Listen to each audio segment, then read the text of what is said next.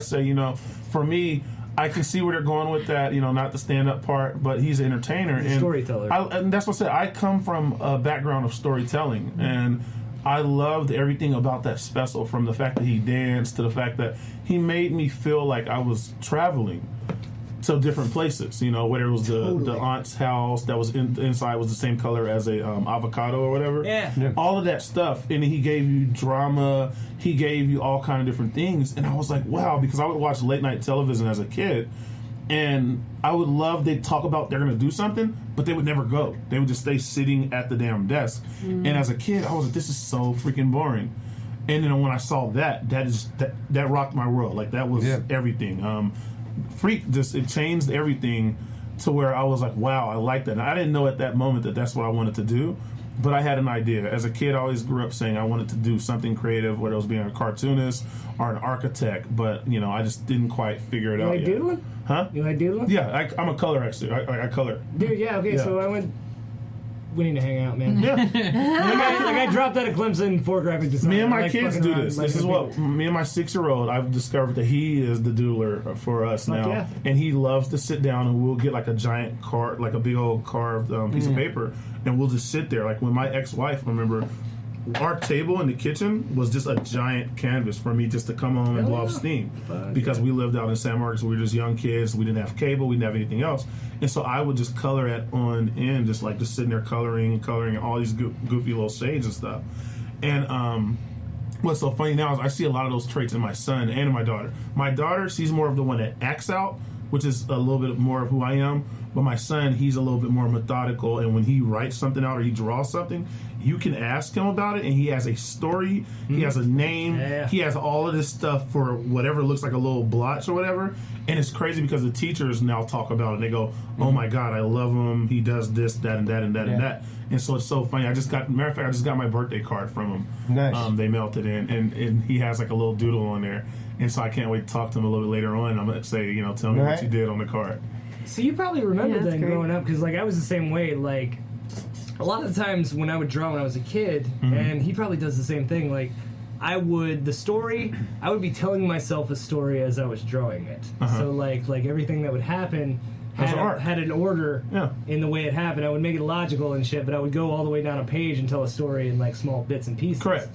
And it's awesome that you can back that shit up, dude. Yeah. Like all that my family did was just Right. That's great. That's great. Look at him. He's doing stuff. He can read right now. That's amazing. What's going on right now? And, my family was just supportive, but they had no idea how to respond to it. I came Same here. from a very my brothers and sisters were 12 and 13 years older than me. And stuff. Same thing, man. And so everybody was just real proud that I was creative, but they had no idea how to There's no way to nurture that. Yeah. They had nothing to back it up.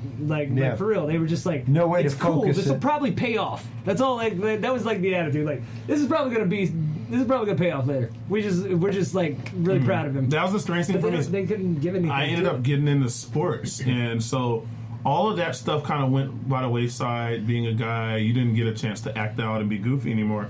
I would still dance, but the stuff was less and less and less. And for me, for comedy didn't come back up for decades later. And I had my divorce, and I had a lot of time on my hands, and I always said I wanted to go try open mic. And so for 2 years, probably back in 2008 or 2009 to 2010, something like that, on my desktop, my work PC, I had a list of open mics in Austin on there. And they were titled, one was oh my God, are you really going to do this crap? And another one was holy shit, you're really going to do this. Yeah. And so for 2 years, I sat there wanting to do it, but I just didn't do it. And I remember being married, I would be I don't want to go home and then try to leave because we got kids. And so I was I won't do that. What I'll do is I was doing school, I was working full-time, and I was full-time dad and husband. And then once the husband and dad thing went out, I was okay, and I graduated, and I was okay, well, what now? And I was well, go try it. And so I went and tried it probably back in 2012. I think it was November 2012. Let's see, it had to be November 16th, I think, 2012 at Coletown. And what a great way to process your emotions, isn't it? It was. It's an amazing way to process that sort of thing. I have a picture, and every time I look at that picture, it takes me right back to that moment. And my marriage falling apart made me move to Austin. And it took me a year to be buildings. and then I started doing comedy. I just finally knocked out my first divorce material or divorce bit.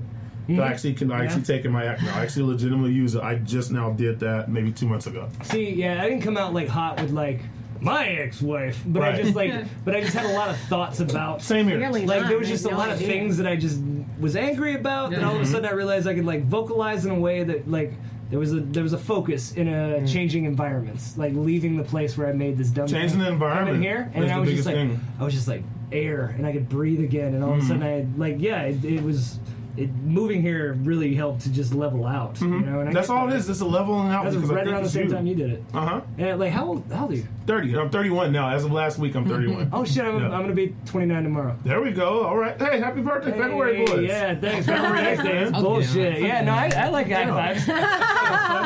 It's something they can't see. It's good. And it peaks real loud into the headphones. They love it at home. It's so strange though, but like I know that so many people, like a lot of people in performance art in general, you get there from so many different paths, but a lot of times, whether it's a loss or a gain or whatever, there's something that drove you there, and I love hearing about that from other performers, because like I drive, and a lot of times when I'm driving, it's amazing that we can usually pick up on each other. Like they get in the car and they'll be like, "Oh, what were you doing?" And every now and then I slip up and say I was at an open mic or I was at a show, which then I'm like, "Oh no, they're gonna do the tell me a joke," you know. But every now and then it'll be a person, like I'll have like a circus performer, like because Austin gets a lot of traveling, whatever.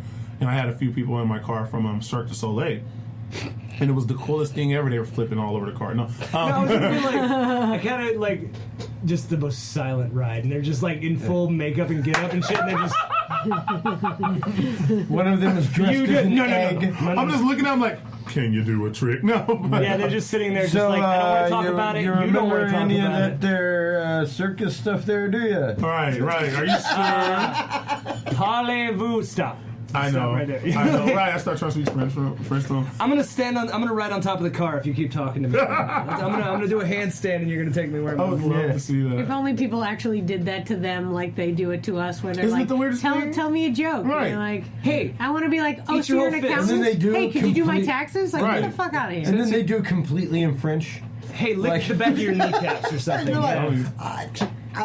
When they ask for a joke. Yeah, it's a funny ass joke in French. Because I don't do stand up. I just do improv and sketch. And so, like, when I say, like, oh, I do comedy, and then people always go, oh, tell me a joke. Right. I just go, oh, I'm not that type of comic. And then they stop.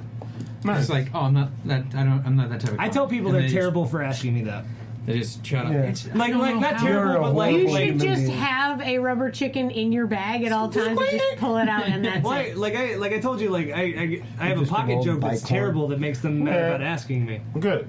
and it's the worst thing ever. I just have a joke that makes the whole conversation about me doing comedy end because they're like, "Oh, you're not a good comic," and I'm not even going to tell the joke again because I literally just brought the story up recently, and it sucks. And it's literally it's what it is a speed bump for this whole conversation because I fucked up by being like, yeah, I do comedy. Yeah. And then there's like, all right, tell me a joke, and then I tell them that, and they're like, oh, you're not good at it. Then let's talk about something else, and then we can just Mission move on with accomplished, our life. though. Yeah. It's just like this is a joke that I wrote. I knew was shitty, but this is like my ejector button. You know? Right. This is It's my the ripcord. Yeah, this is the drag shoot. Like I This go is the out. drag I shoot go out and to I do stop the it. worst like vaudeville carrot top comedy. That's what you should know about me. Don't come find me after this. You know, like that's The funny thing that you mentioned, Courtney, about how people a lot of times develop comedy from like they had a tough time and then they start comedy. I feel like I get that a lot when I'm teaching classes. You know, and you're like, so why are you starting this? And it's like something will have happened to them where they're like something happened. The straw broke the camel's back, and finally they were like, I'm going to do something for myself now. I'm going to finally open up and allow this to happen. That being said, myself and a few other handfuls are just sort of people who are like, I've literally been on a stage every minute of my life forever, so it seemed like I should hang out with other people who do it.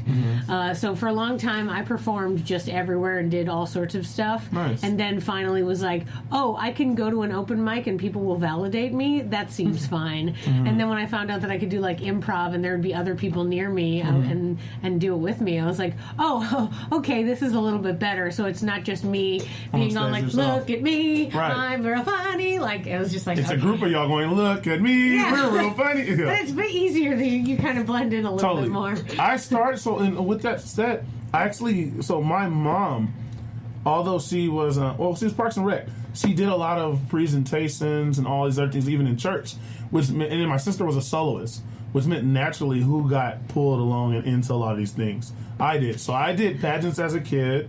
I think I share this every so often. I probably need to tell more about this, but I was the pageant guy. I was the commercial actor dude. You mean like hosting the pageants? No, I was the one in the pageant. I was actually like a kid. Boy like pageants? it was unisex because like we had a thing I like didn't know they had those. They did. There's a thing called Mr. and Mrs. Juneteenth. Okay, was it like celebration. about your town or Oh, something? wow. Yes, yeah, that was me. I was like, I think I was runner up or something Okay, like yeah, they that. had those for like small Wow. children. Yeah. It was, but I was doing that. I did the commercial auditioning thing, all of that stuff. Yeah, My mom, that's the water. huh? Yeah, the rest of that water. Okay, cool. Thank you. Yeah. I would laugh because I tell people I would always end up somehow in front of a crowd of people as a kid, and after a while, it became like I became numb to it.